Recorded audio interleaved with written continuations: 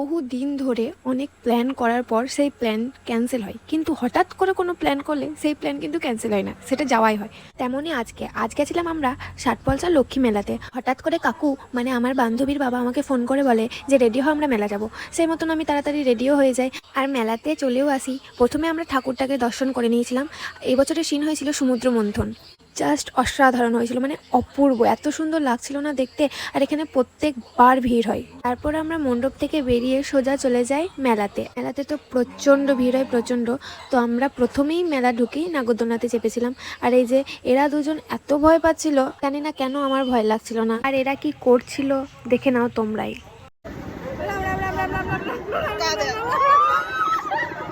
তারপর আসি মেন জায়গায়। এটা একটা ভূতের গুহ, মানে অরিজিনাল মানুষগুলো ভূত সেজে না এখানে ওখানে লুকিয়ে থাকে।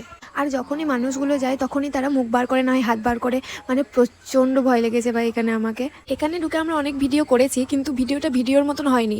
তো পরের ভিডিওতে সেটা শেয়ার করব। আজকের মতো এইটুকুই। যাবার সময় হর হর মহাদেব কমেন্ট করো।